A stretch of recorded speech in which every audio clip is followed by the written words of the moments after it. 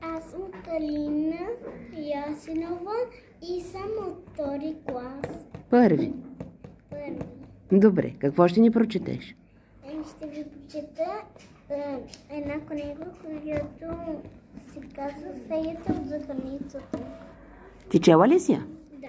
Хареса ли ти? Да. Сега от началото ли ще ни прочетеш или любимата ти част? Любимата ми част. Добре, слушаме те.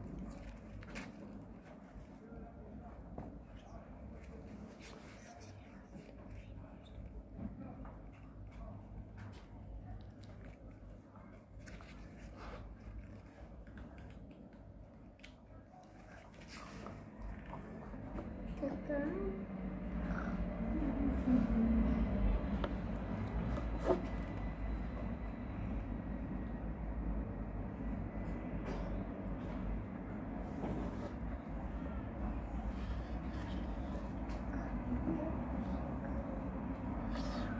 Готова ли си?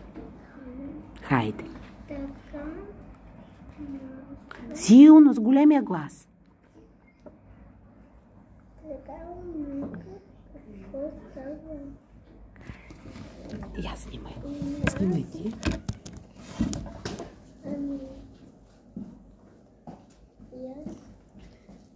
Така.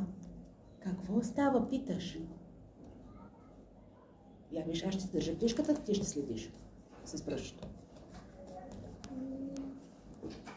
И аз.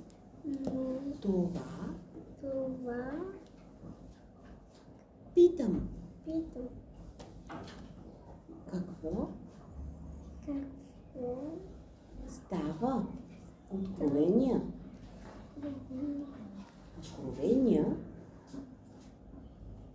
Също качна на кухненската маса.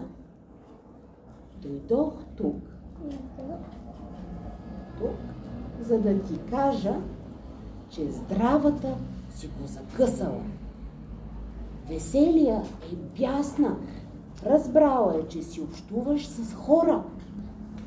А още по-сърдита е, че не страдаш. Ванилия сбръчка вежди. Какво значи да сбръчкаш вежди? Да станеш ядосан.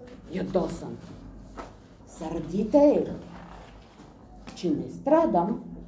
Ами да, тя, нали знаеш, вижда всичко с онова всевиждащото кълбо, което виси на врата й.